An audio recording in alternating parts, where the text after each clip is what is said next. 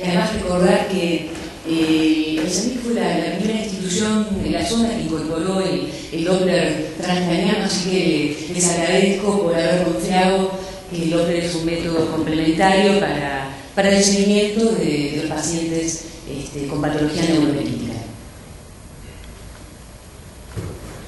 Bueno, ante todo quiero hacer una introducción del Doppler transcraniano.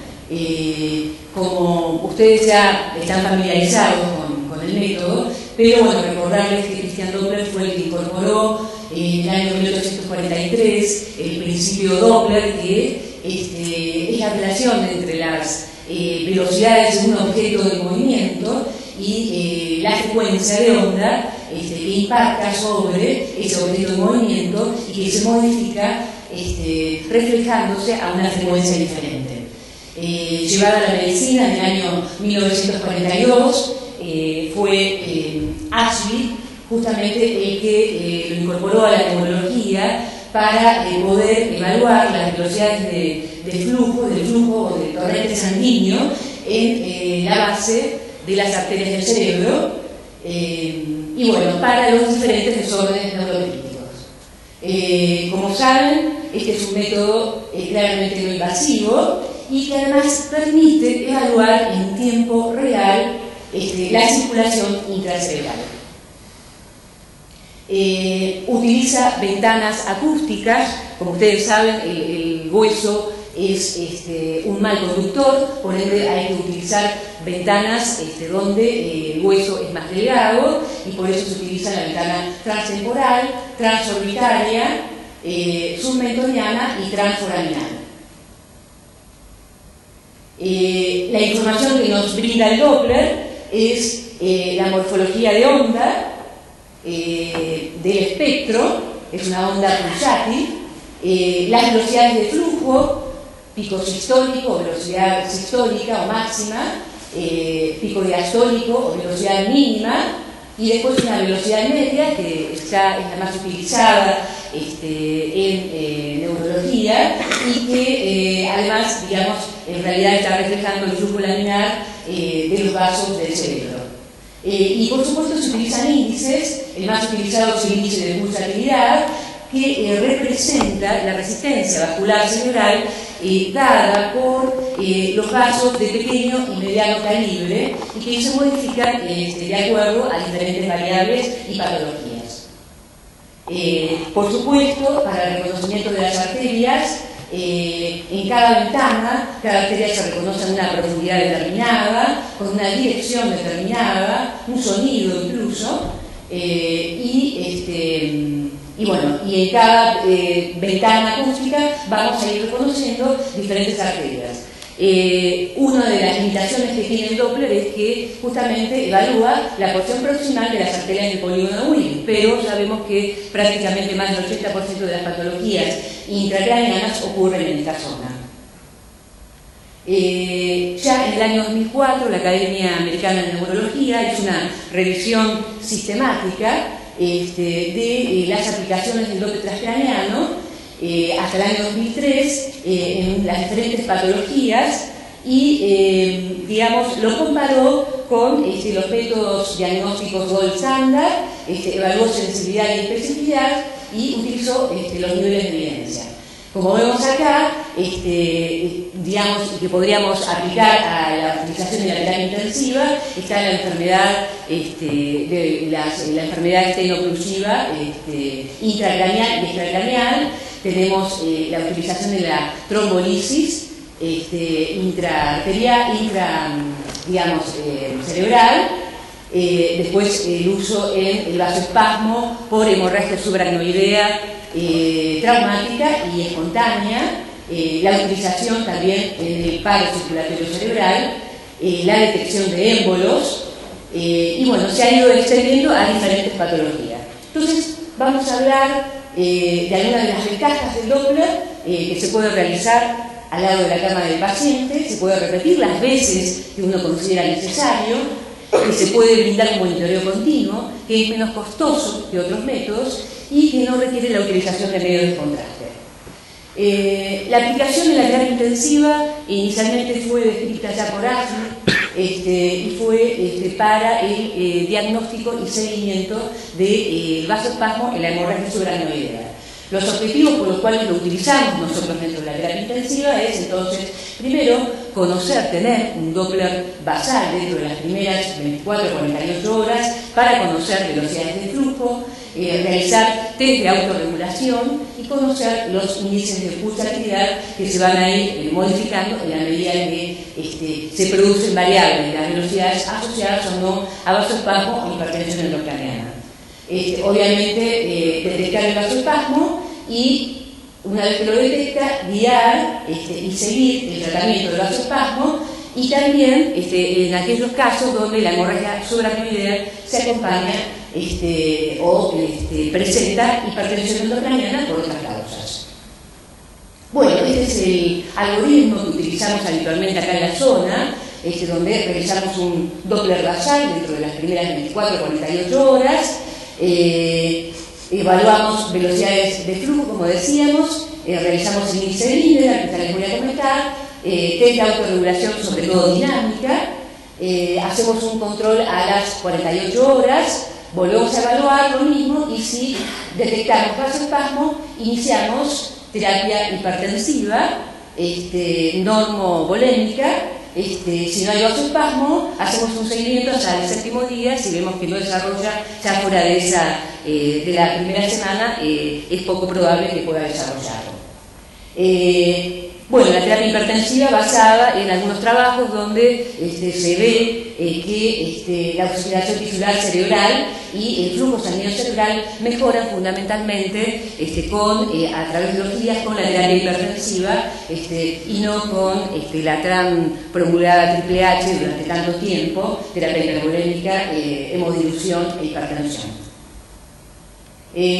Como decía Ashley, ya en el año 1984, el Doppler advierte el estrechamiento detectando el aumento de la velocidad de flujo en el segmento afectado. Esto vamos a ver que no es tan así, que no siempre el aumento de la velocidad de flujo está expresando el estrechamiento del vaso. Pero bueno, vemos acá un aumento de la velocidad media para un valor normal, una arteria cerebral media de alrededor de 50 a 60 centímetros por segundo, vemos 266, con una caída de la resistencia vascular cerebral expresado por un índice de pulsatividad bajo, tratando de compensar la hipoperfusión generada por el estrechamiento.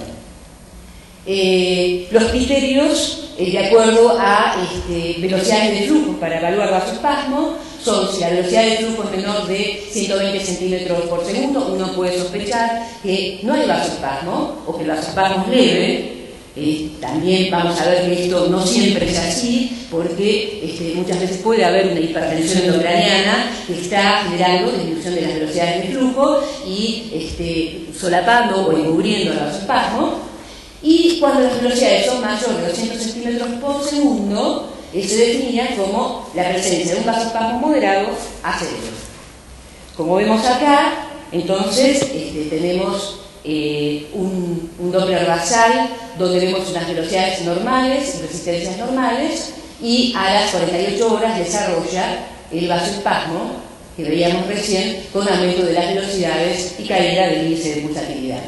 Pero bueno, no siempre el aumento de las velocidades expresa vasoespasmo y reducción del calibre del vaso, sino que tenemos que diferenciarlo de la hiperemia, que puede estar ocasionada, por ejemplo, en un paciente con una hemorragia subaracnoidea en el contexto de fiebre, supongamos de hipercapnia, del uso de vasopresores, o digamos también la pérdida de autorregulación que hace en muchos casos utilizamos la terapia hipertensiva, que en el paciente que pierde autorregulación, el aumento de la TAM va a generar simultáneamente aumento de las velocidades de flujo. Entonces necesitamos complementar con Lindbergh el índice de Lindbergh, que es la relación entre la arteria, estamos mencionando en este caso en el territorio anterior, arteria cerebral media o arteria cerebral anterior,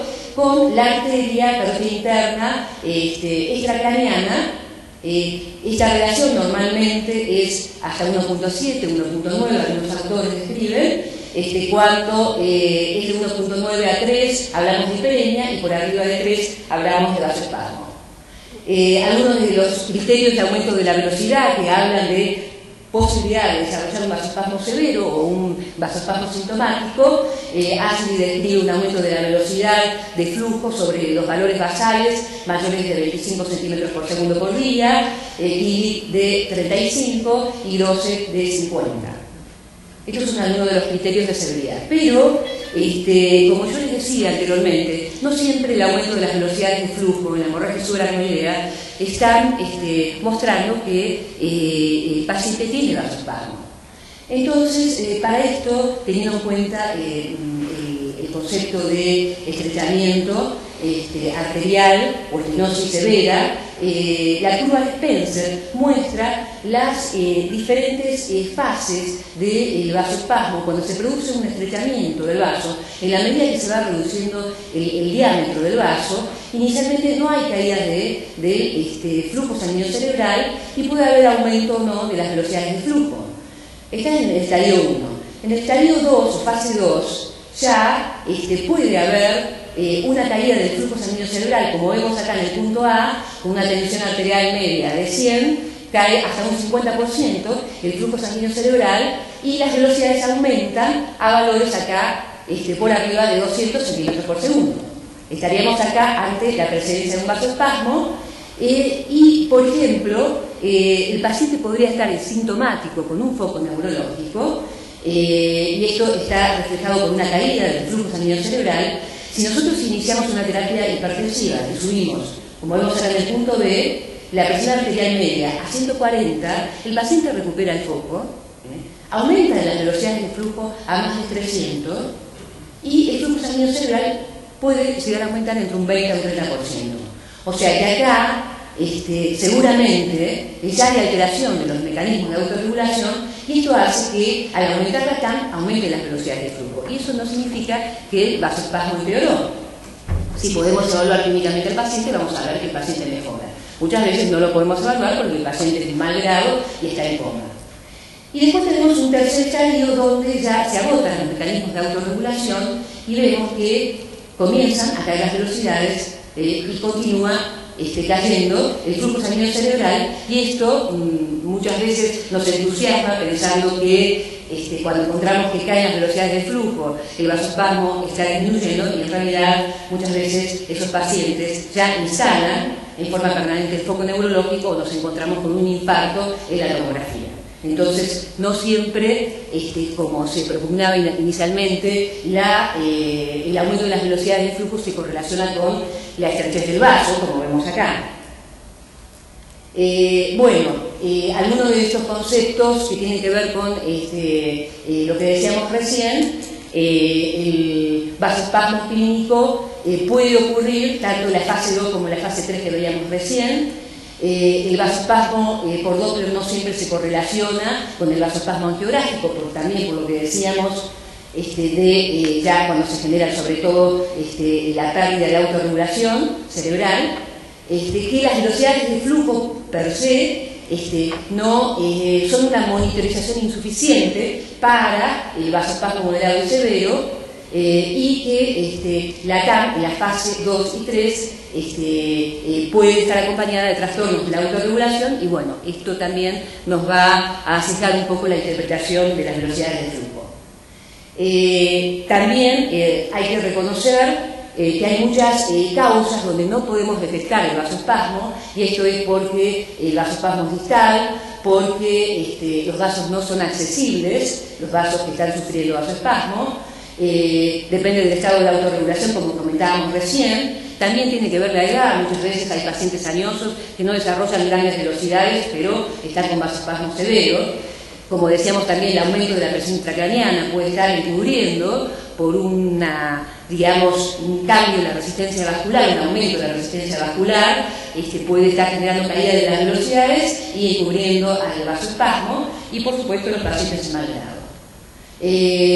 El tercer punto que decíamos en la hemorragia subaracnoidea era que también podemos detectar en forma indirecta signos de hipertensión endocraniana. Como vemos acá, este paciente con un Fisher 4, con hidrocefalia, volcado ventricular, vemos cómo inicialmente tiene caída de las velocidades de flujo con aumento del índice de pulsatilidad y que después de que se coloca la ventriculostomía, mejoran las velocidades de flujo y baja el índice de pulsatilidad.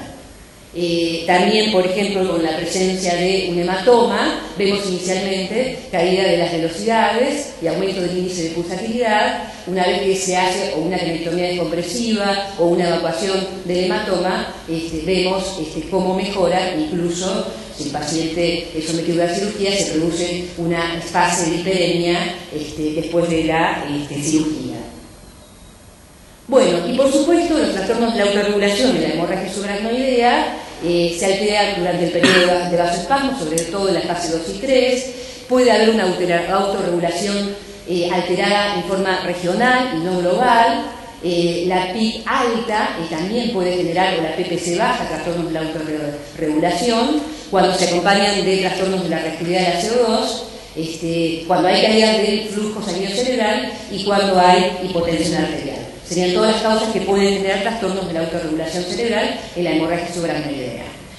Pasando al stroke, en la terapia intensiva, el Doppler transcranial nos permite diagnosticar la oclusión vascular en la fase aguda de la oclusión vascular. Nos permite hacer un monitoreo de la trombolisis cuando se usa RTPA.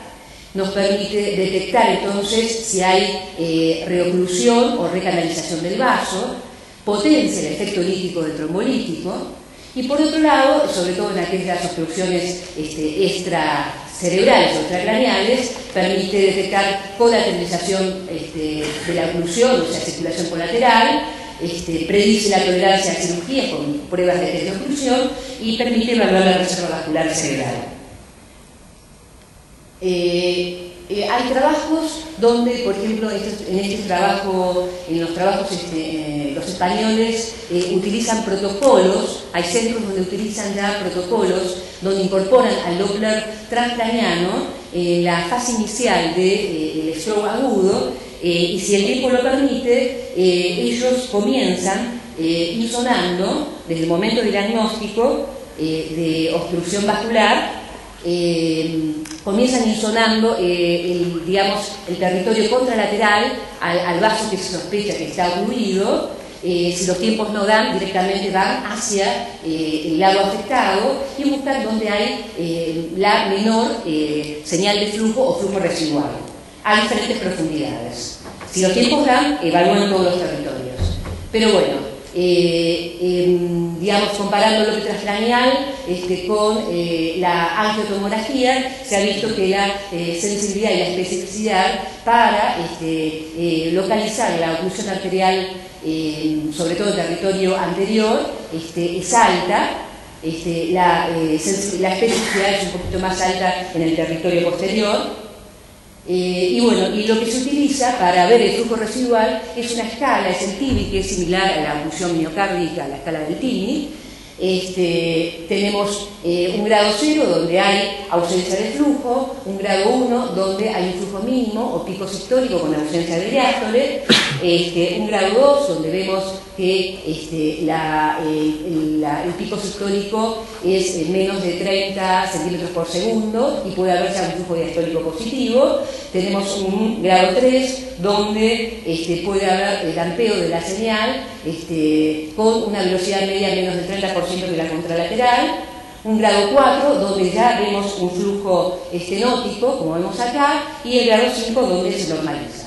Entonces, esta es la escala que se utiliza en grados para medir el flujo residual. Como vemos acá, la utilización del Doppler durante la infusión de RTPA durante 30 minutos, vemos a nivel de la insolación de la arteria cerebral media, vemos este paciente que inicia una escala de NIH de 16, inicia con grado 1, apenas un pico sistólico. En la medida que va transcurriendo la infusión del RTPA, va mejorando el flujo hasta llegar a un TIL5 a los 30 minutos, donde hay una recanalización completa. También está descrito que el Doppler, el ultrasonido, podría acelerar la trombolisis en este trabajo donde comparan pacientes con infusión de RTPA con monitoreo de Doppler, con un grupo control sin monitoreo de Doppler. Vemos que los pacientes que tenían monitoreo continuo con Doppler transcraneal tenían mejores resultados en cuanto a recanalización y la escala de Rankin modificada a los 3 meses con respecto al grupo control. Acá vemos cómo el efecto del ultrasonido permite que las partículas de RTPA, a través de canales que se forman en el trombo, penetren mejor y favorezcan la disolución del trombo. Bueno, también permite en el stroke detectar hits, émbolos en diferentes patologías. Bueno, acá vemos, vamos a pasarlo rápidamente, pero podemos utilizar el casco para hacer un monitoreo y detectar los pacientes con riesgos de stroke de acuerdo al número de émbolos que se detectan a lo largo de una hora. En cuanto a la utilización del Doppler en el traumatismo de cráneo, como sabemos, el Doppler es una herramienta muy útil para todo lo que es la hemodinámica cerebral y el traumatismo de cráneo. Para esto, como decía Luis, hay que conocer las fases descritas por Martin en cuanto a la evolución del traumatismo de cráneo. Tenemos una fase inicial en las primeras 24 horas, donde el flujo sanguíneo cerebral cae y las velocidades de flujo caen concomitantemente. Una segunda fase de hiperemia que ocurre dentro de las segundas 24 horas hasta el tercer o cuarto día, donde puede normalizarse el flujo sanguíneo cerebral y aumentan las velocidades de flujo. Y una tercera fase de vasoespasmo que puede desarrollarse hasta la segunda semana de transcurrido el TEC y se acompaña de caída del flujo sanguíneo cerebral y aumento de las velocidades de flujo.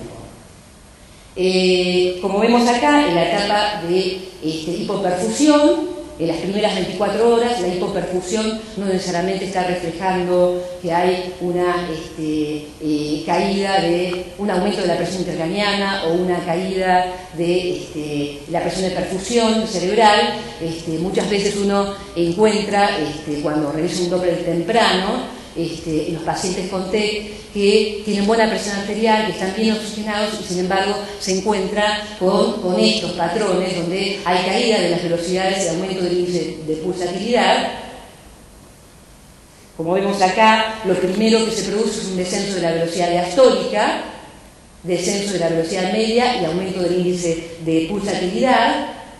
En este trabajo, donde se realiza tempranamente, dentro de las 6 horas, el Doppler transcraneal, cuando todavía el paciente no ha tenido monitoreo de presión intracraneana, vemos como la velocidad media y el aumento del índice de pulsatilidad serían los mayores indicadores de hipoperfusión en la etapa temprana, y que en general estos pacientes que se presentan en estas condiciones tienen peores resultados y GLACOS más bajos que los pacientes que tienen un Doppler normal en las primeras 6 horas.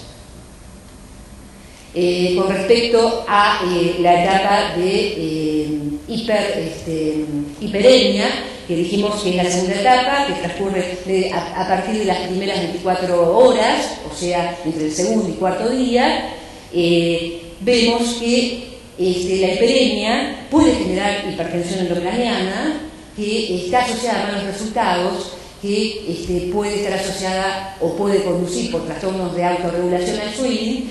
Y en esto hay que tener en cuenta que no es lo mismo tratar al paciente con trauma de cráneo en las primeras 24 horas, donde uno, de acuerdo al manejo fisiopatológico y a lo que nos pueden brindar los métodos complementarios como el Doppler, puede optimizar mejor la presión de perfusión cerebral, que en el segundo día, donde ya podemos tener una fase de hiperemia, y subir la presión de perfusión cerebral puede perjudicar la evolución de este paciente, más si está asociado a trastornos de la autorregulación, Por ejemplo, incluso el uso sostenido de bolos de mannitol también puede hacer que aumente el swelling o aumente el edema intersticial, entonces aumenta la presión intracraneana, así que estas consideraciones son importantes a tenerlas en cuenta cuando utilizamos el Doppler transcraneano como método de seguimiento del paciente con traumatismo de cráneo. Y en la fase 3, la fase vasospasmo, el comportamiento del vasospasmo en la hemorragia subaracnoidea traumática es diferente al de la hemorragia subaracnoidea espontánea. En general suele ser más precoz y se puede superponer con la fase de hiperemia, por lo cual es difícil dirigir una terapéutica. Acá hacer terapia hipertensiva en el contexto de un patrón de hiperemia o de áreas de hiperemia en un cerebro heterogéneo puede ser perjudicial y generar mayor hipertensión endocraniana. Por otro lado, puede extenderse hasta la segunda semana este vasospasmo. Como decía, tiene poco tratamiento, se han probado diferentes drogas intraarterial, papaverina, nimodipina, con no demasiados buenos resultados, porque la resolución del vasoespasmo es transitoria. Bueno, como vemos acá, en este trabajo muestra cómo el vasoespasmo en la arteria cerebral media se asocia a los traumas más severos y que se presenta, suele extenderse hasta las primeras 2 semanas, mientras que en el territorio de la arteria cerebral anterior es más frecuente dentro de la primera semana y en la arteria basilar es un poco menos frecuente o menos intenso incluso, menos severo. La utilización de el Doppler para poder valorar la presión de perfusión cerebral, con sus controversias. En mi experiencia, la utilizo en todos los pacientes que tienen monitoreo de presión intracraneana. En el trauma, la verdad que esta es una fórmula desarrollada por Sónica de Cambridge, donde realmente yo veo una buena correlación. Charlábamos con Previliano en el congreso de terapia intensiva que la idea es hacer un trabajo multicéntrico utilizando esta fórmula. Hay otra fórmula más que es la de Belfort y que utilizan más, creo que en el hospital Fernández utilizan más la fórmula de Belfort. Nosotros acá utilizamos más la de Sónica.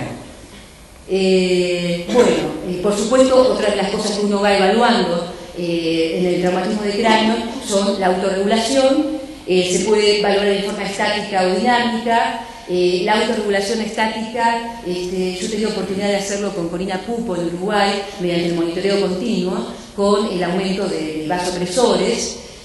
Pero bueno, lo más común es realizar autorregulación dinámica, sobre todo la que podemos realizar al lado de la cama del paciente. La más común es el test de respuesta hiperémica transitoria por compresión de la carótida común a nivel del cuello, y que genera una respuesta hiperémica normalmente después de la compresión, que digamos el cálculo entre el pico sistólico previo y el pico sistólico posterior debería ser igual o mayor a 1.10 para hablar de que la autorregulación está conservada.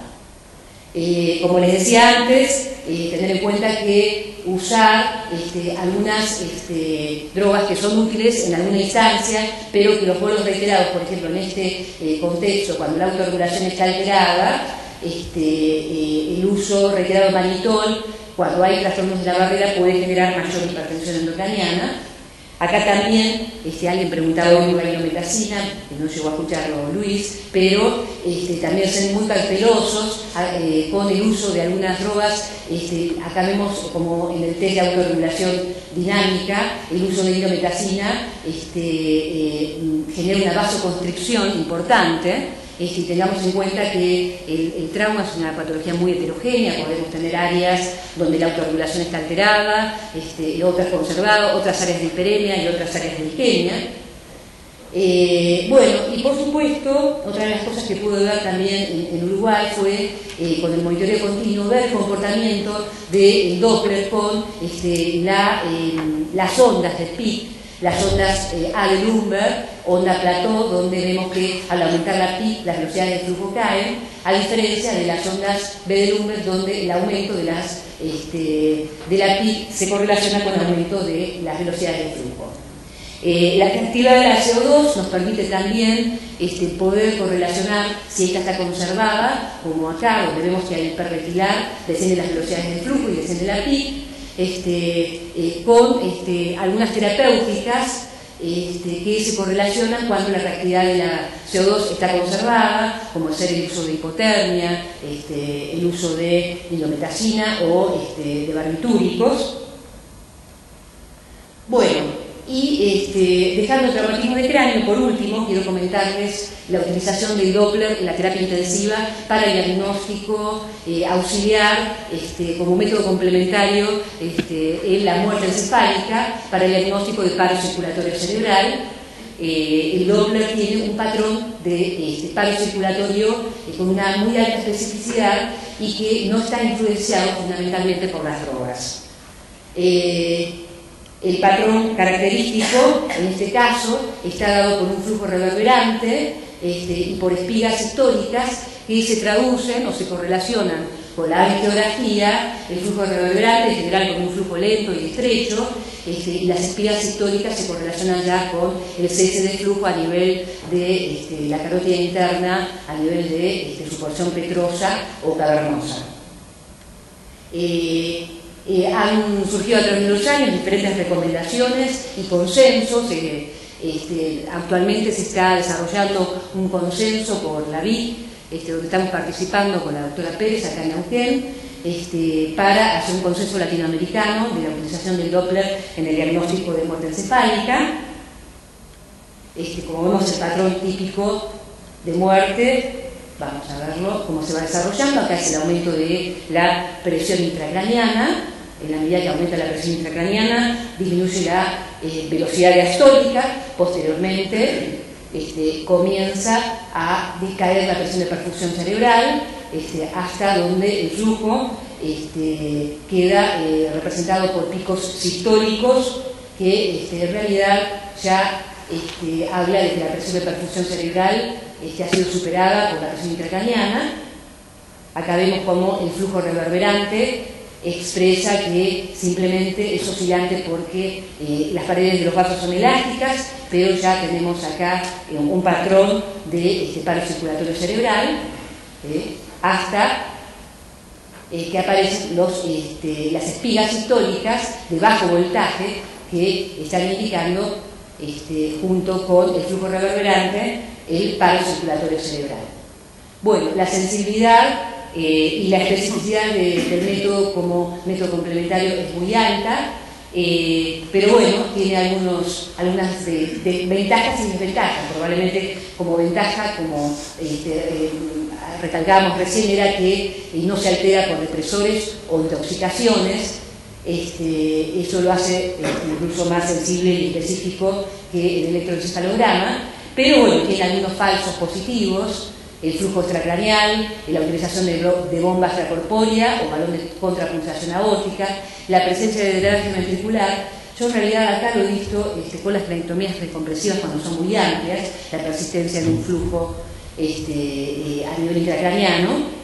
Y con respecto a los falsos negativos, cuando la hipertensión endocraniana severa, como veíamos recién en la diapositiva anterior, hay que tratarla, el patrón puede revertir, puede mejorar. Por supuesto, la hipotensión arterial, los requisitos del consenso nuestro es que el patrón de paro circulatorio cerebral se realiza durante 30 minutos de insonación, con un paciente con una tensión arterial sistólica por lo menos de 90 o una media de 60 o 70, con una saturación arterial por arriba del 94-95%. Bueno, nada más.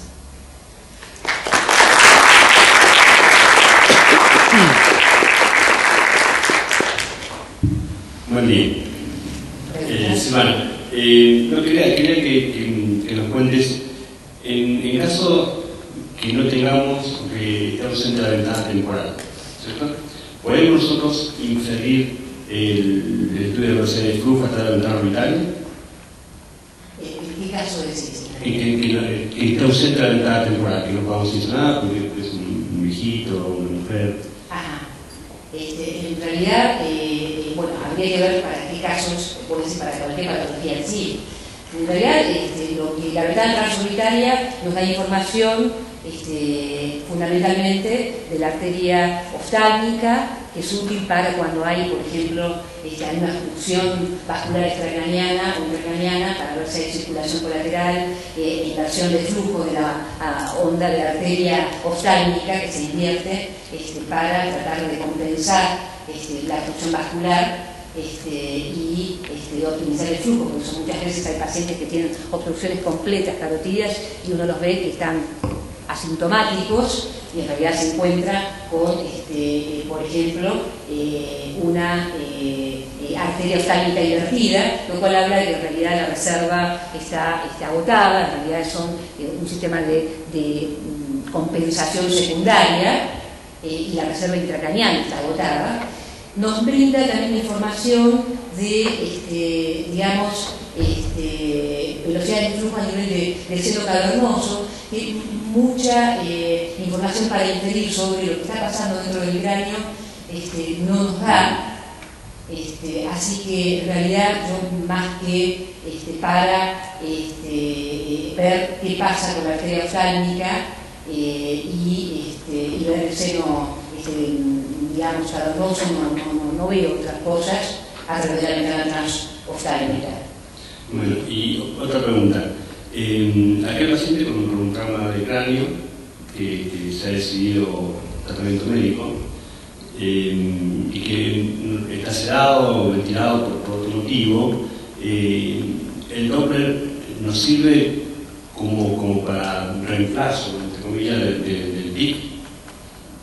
En realidad yo, como comentaba, uno revisando la literatura ve que sobre todo los españoles utilizan ya, incluso en el servicio de emergencia, y uno ve trabajos que hasta utilizan el Doppler en digamos, el sitio del trauma, traslada en el prehospitalario de la utilización del Doppler transcraniano, ¿no? Pero bueno, en el servicio de emergencia, los españoles, ellos dicen que muchas veces el retraso en la colocación de la presión intracraniana permite que el Doppler detecte ya hipoperfusión y uno empezar a hacer una reanimación temprana. Por otro lado, uno también lo que ha ido viendo a través de los años es que muchas veces están aquellos pacientes con traumatismo de cráneo, por ejemplo, moderado, donde tiene mucha lesión intracraniana, por tomografía, y a uno le cuesta tomar la decisión qué va a hacer esos rasgos de 10, con lesiones con múltiples contusiones, si los monitoriza o no, y esta es una discusión que uno tiene con el neurocirujano. Entonces el Doppler en el paciente ya estabilizado, con buena oxigenación y buena presión, encuentra signos indirectos de hipertensión endocraniana que se traducen por caída de las velocidades, aumento del índice de pulsatilidad, y en ese caso puede inducir al neurocirujano que coloque el monitoreo de presión intracraniana. Creo que no deja de ser un complemento, como el resto de los monitoreos, a la presión intracraniana. Esto es un estudio fundamentalmente de flujo, y no de presión, pero creo que estas indicaciones en trauma de cráneo pueden colaborar. Uno también encuentra en otras patologías que el paciente tiene hidrocefalia y no sabe, o está esperando la válvula, o no sabe si le coloca una ventriculostomía, le hace el Doppler, encuentra aumento del índice de pulsatilidad, caída de las velocidades, y eso muchas veces induce a que se coloque una ventriculostomía tempranamente, ¿no? Así que, digamos, uno no puede decir que el Doppler por sí solo sea suficiente para poder tomar conductas, pero creo que es un elemento que ayuda y colabora a tomar conducta en las patologías dentro del ámbito del tratamiento intensivo. Sí, hay otra pregunta del público. Para hacer el Doppler basal, ¿cuándo recomendás vos que es, digamos, el momento? Un paciente en un trauma de cráneo, por ejemplo, ¿cuándo le harías vos el Doppler como para tener el basal, para ir comparando? ¿Cuál es el momento para hacer el primer Doppler? Una vez estabilizado el paciente, cuanto antes uno puede hacerlo, sobre todo porque, bueno, sabemos que la hipoperfusión en el trauma es multifactorial, ¿no? Y vos podés tener esto lo hemos visto dentro del ámbito de la terapia, pacientes con buena presión de perfusión y sin embargo el Doppler muestra digamos, bajas velocidades o aumento de los índices de pulsatilidad cuando la presión de perfusión cerebral es adecuada, ¿no? Yo creo que una vez estabilizado el paciente debería hacerse tempranamente, y uno debería, con esto de que es tan, digamos, dinámico el cambio de la hemodinamia del cerebro, si uno hace dentro de las 24 horas se encuentra con este patrón de hipoperfusión y acompaña a la terapéutica de acuerdo a los datos que pueda dar el Doppler sahariano, no es lo mismo el primer día que el segundo día, como decíamos. Si ya en el segundo día entramos en una fase de hiperemia y seguir manteniendo presiones de perfusiones de 70 o más no va a ser lo recomendable. Entonces conviene volver a chequearlo y ver en qué situación estamos en ese momento para adecuar u optimizar el tratamiento. Doctor Camputaro, no, acordar con Silvana con respecto a la PIC y el Doppler, ¿no? Cuidado con la tentación de reemplazar la PIC con el Doppler, porque hoy charlábamos que la PIC debería ser interpretada, por lo que me gusta interpretar, como la fiebre del séptico. Entonces, si uno la fiebre del séptico va a usar un termómetro para tomarla, no va a ver el color de piel o si está más taquicárdico o menos taquicárdico, porque todas las cuentas que uno puede hacer ser falacia. Ya todos los que desarrollaban el ICP monitoring, la primera maniobra para tratar hipertensión endocriniana es diagnosticarla, medirla. Si no, la respuesta, por más que uno haga cuentas con el Doppler, las respuestas a la terapéutica va a necesitar el monitoreo de PIC. Así que acordar fuertemente, ¿no? Que cuidado con esa tentación, por más que haya mucha cuenta. Es como el presupuesto del mes, ¿no? Cuando haces mucha cuenta que no te da. No joderé con la cuenta. Realmente es un complemento al monitoreo. Es un complemento total. Y la otra, recordarle a Silvana, ¿te acordás? Con Liliana hicimos un taller en el cual, por la falta de ventana temporal, jugamos con la transforaminal, con prueba de compresión para ver la cerebral media, en el taller de Pinamar. Tenés razón. Ashlir no avanzó con eso, pero es una alternativa cuando tenés, no entra por ningún lado, transforaminal con prueba de compresión, ¿te acordás? Sí. No está con toda la validez, por eso no está en las guidelines del Colegio Americano. Pero es una cosa interesante cuando uno está ahí sufriente que no puede ver la media. Nada, porque lo hicimos contigo, en Pinamar. Sí. Eso, aportando. ¿Una pregunta más? bueno, muchas gracias, doctora. Yo, por su presencia y exposición. una consultita al área de competencia mía, que es la parte de rehabilitación, tanto al doctor Camputaro como a vos. A nosotros se nos dificulta poder abordar en estos momentos de agudo a los pacientes por el temor a la elevación de la PIC o a las posiciones que ustedes recomiendan. ¿Cómo sugieren ustedes el trabajo nuestro, la parte de kinesiología y la parte de enfermería? ¿Cómo abordar estos pacientes en esta primera etapa que es crítica, pero también que necesita de otros cuidados de enfermería, aspirado de secreciones, mío la parte de movilizaciones, cuidados posturales? ¿Cómo equilibrar eso, ¿no? de tener al paciente tan crítico y a veces dicen ni lo toques y de repente el paciente se tiene que higienizar, se tiene que rotar, se tiene que hacer otros controles, el aspirado de secreciones con elevaciones muy altas de PIC? ¿Cómo manejar eso o cómo sugieren ustedes o qué sugieren desde su experiencia? Sí, con gusto, gracias. Excelente la consulta, ¿no? ¿Qué hago? Excelente, gracias. Es una buena pregunta, muy buena pregunta. Es mejor tener al paciente bien oxigenado que con hipertensión endocriniana post-kinesio, primer concepto. Porque si desde el punto de vista de kinesio respiratorio, las primeras 3 a 4 días, no hacer la kinesio respiratoria y el paciente se empieza a tapar la muco y encima tenemos la fiebre con la neumonía precoz, por bla, bla, bla. Eso es peor que lo que ustedes pueden hacer de la kinesio respiratoria para mantener al paciente lo mejor oxigenado posible.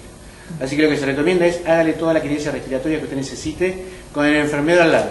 ¿Está bien? Porque tiene que estar mirando el monitor, ¿no? Lo vibra, lo aspira, los periodos de aspiración son cortos. Se recomienda mantener los confiados al 100 30 minutos antes de empezar el trabajo kinésico. Les pone al 100, ve los otros pacientes, después viene y trabaja con su paciente y tiene que preguntar hoy cómo estamos, desde el punto de vista de titulación, porque lo más probable es que todas las maniobras suban la PIC. Entonces, en general, la costumbre de la guía práctica que nosotros utilizamos dice, bueno, hoy puedes trabajar hasta PIC de 30, por ejemplo. Entonces empezaste con 20 y estás relajado, porque sabes que ese es el margen que tenemos, porque el bulbo yugular lo permite, porque el Doppler lo permite, todos los métodos complementarios. ¿Está bien?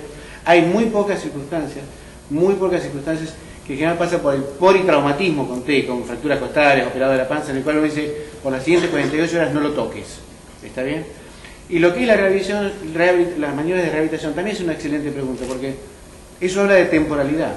Dicho de otra forma, ¿cuánto tiempo un paciente con trauma de cráneo, que es el modelo que estamos discutiendo ahora, tiene cerebro agudo? Si estás en el día 10, 14 de evolución y siguen con hipertensión de la vena, hay otro problema dando vuelta. Porque ya tendría que haber recuperado algo de autorregulación. No digo que la PIC esté normal, pero sí que esté estabilizada casi por parte del mismo. ¿Se entiende la diferencia? Entonces, en términos generales, el politraumatismo todo roto, aparte del cráneo, los primeros 2 días, 4 días, probablemente alguien te prohíba tocarlo, pero de acá para abajo, y no por otro motivo.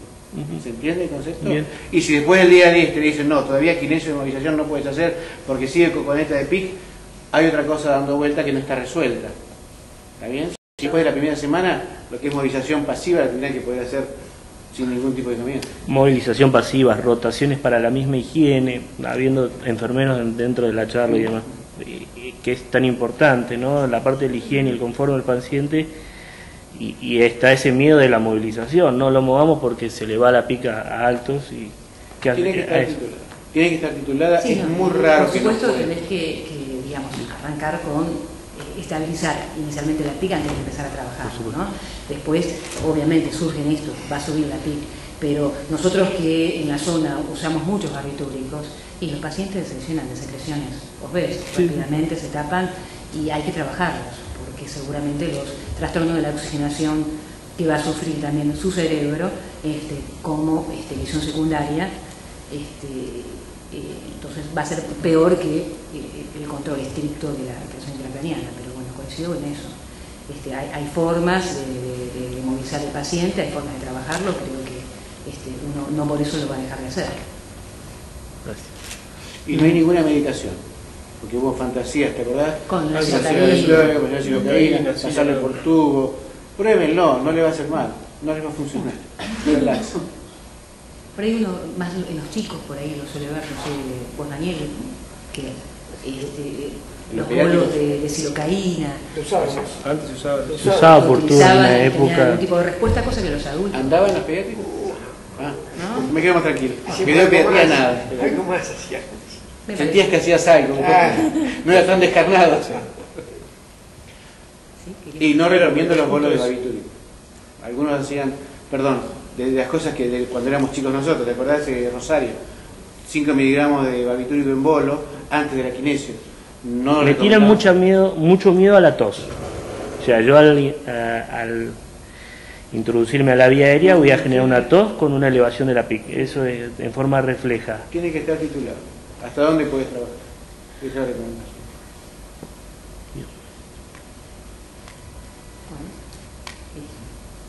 Bien. ¿Alguna otra